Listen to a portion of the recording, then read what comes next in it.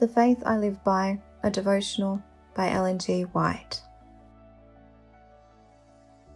The Incense of Righteousness. And walk in love as Christ also hath loved us, and hath given himself for us, an offering and a sacrifice to God for a sweet-smelling savour. Ephesians 5:2. The showbread was kept ever before the Lord as a perpetual offering. It was called showbread or bread of the presence, because it was ever before the face of the Lord. It was an acknowledgement of man's dependence upon God for both temporal and spiritual food, and that it is received only through the mediation of Christ. Both the manna and the showbread pointed to Christ, the living bread, who is ever in the presence of God for us. In the offering of incense, the priest was brought more directly into the presence of God than in any other act of the daily ministration. As the inner veil of the sanctuary did not extend to the top of the building, the glory of God, which was manifested above the mercy seat, was partially visible from the first apartment.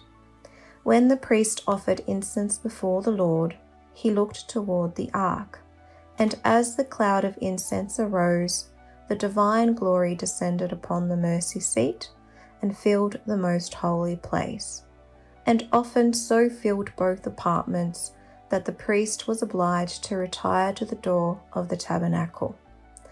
As in that typical service, the priest looked by faith to the mercy seat, which he could not see. So the people of God are now to direct their prayers to Christ, their great high priest, who, unseen by human vision, is pleading in their behalf in the sanctuary above.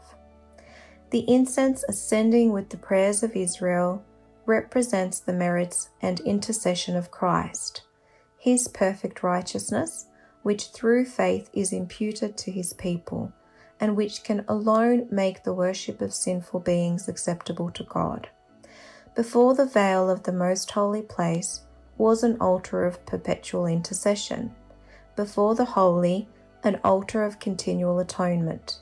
By blood and by incense, God was to be approached, symbols pointing to the great mediator, through whom sinners may approach Jehovah, and through whom alone mercy and salvation can be granted to the repentant, believing soul.